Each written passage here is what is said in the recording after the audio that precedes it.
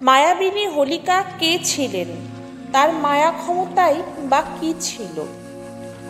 একসময় ভারতে একজন রাজা ছিলেন। রাজা খুবই নিষ্ঠুর, লোভী আর হিংস্র ছিলেন। সবাইকে তিনি যা আদেশ দিতেন সে আদেশ অনুযায়ী তাদের কাজ করতে হতো। তিনি তার প্রজাদেরকে বলতেন তাকে ঈশ্বর রূপে পুজো করতে। এই রাজার একটি পুত্র ছিল, তার নাম ছিল প্রহ্লাদ। প্রহ্লাদ তার পিতার মতন নিষ্ঠুর ছিল না, সে ছিল দয়ালু, কিন্তু সেও তার পিতাকে ঈশ্বর মনে করত। একদিন একটি নির্জন প্রান্তর দিয়ে প্রহ্লাদ যখন হাঁটছিল, তখন সে একজন মহিলাকে ভগবান বিষ্ণুর কাছে প্রার্থনা করতে দেখল। সে হাত জোর করে প্রার্থনা করছিল, ভগবান বিষ্ণু, আমি আপনার কাছে আত্মসমর্পণ করছি। প্রহ্লাদ রেগে গেল, তুমি কেন বিষ্ণুর কাছে প্রার্থনা করছো যখন জানো যে তোমার রাজাই ঈশ্বর? মহিলাটি বললেন, আমার বেড়াল ছানাগুলি কুয়োতে পড়ে গেছে, আমি প্রার্থনা করছি যেন সেগুলি বাঁচে। এমন সময় শোনা গেল একটি ছোট বেড়ালের মিউ মিউ আওয়াজ। প্রহ্লাদ অবাক হয়ে দেখল যে একটি ছোট পা কুয়োর প্রান্তে আটকে আছে। তারপর মহিলাটি বেড়ালটি তুলে নিল এবং নিরাপদে মাটিতে নামিয়ে দিল। তারপর আরও একটি মিউ মিউ আওয়াজ শোনা গেল এবং আরেকটি। একে একে সমস্ত বেড়ালগুলো কুয়ো থেকে উঠে এলো।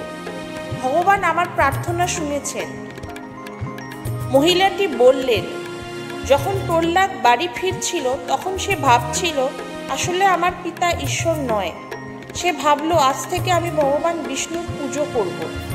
তার পিতা এই সংবাদ জানতে পেরে ক্রুদ্ধ হয়ে ওঠেন। তিনি সৈনিকদের বলেন প্রহ্লাদকে উচ্চতম পর্বত শিখরে নিয়ে গিয়ে ফেলে দিতে। তারা প্রহ্লাদকে সর্বোচ্চ পাহাড়ের চূড়ো থেকে ফেলে দিল। প্রহ্লাদ নিচে পড়তে পড়তে ভগবান বিষ্ণুর কাছে প্রার্থনা করছিল যাতে সে রক্ষা পায়। ঈশ্বর তার প্রার্থনা শোনেন এবং প্রহ্লাদ নিচে পড়েও কোনো আঘাতপ্রাপ্ত হয়নি। যখন রাজা জানতে পারলেন যে প্রহ্লাদ আঘাত পায়নি, তখন তিনি আদেশ দিলেন যে প্রহ্লাদকে সাপের গর্তে ফেলে দেয়া হোক। প্রহ্লাদকে সাপের গর্তে নিয়ে যাওয়া হলো। প্রহ্লাদ দেখল যে সেখানে শত শত সাপ। তাকে সাপে পূর্ণ গর্তে ফেলার পর প্রহ্লাদ ঈশ্বরের কাছে প্রার্থনা করল। সাপগুলো প্রহ্লাদকে জড়িয়ে ধরল, কিন্তু তার ক্ষতি করতে পারল না। যখন রাজা জানতে পারলেন যে প্রহ্লাদ অক্ষত আছে, তখন তিনি আদেশ দিলেন যে তাকে হাতির পালের মধ্যে ফেলে দেওয়া হোক, কিন্তু তার আগে হাতিগুলোকে উত্তেজিত করা হোক। তার আদেশ অনুযায়ী প্রহ্লাদকে হাতির পালের সামনে ফেলে দেওয়া হলো। প্রহ্লাদ আবার ভগবান বিষ্ণুর কাছে প্রার্থনা শুরু করলো। হাতিরা প্রহ্লাদের দিকে ছুটে আসতে গিয়েও শেষ মুহূর্তে তাদের গতি থামিয়ে সুর দিয়ে প্রহ্লাদকে নরমভাবে স্পর্শ করল। রাজা তখন তার বোন হোলিকাকে বললেন যে আমি কিভাবে প্রহ্লাদকে হত্যা করতে পারব।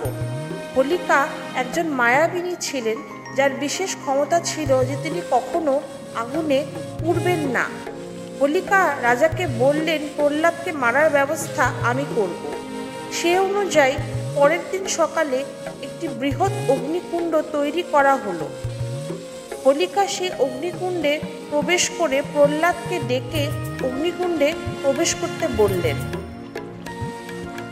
প্রহ্লাদ ভগবান বিষ্ণুকে স্মরণ করে সে অগ্নিকুণ্ডে প্রবেশ করল।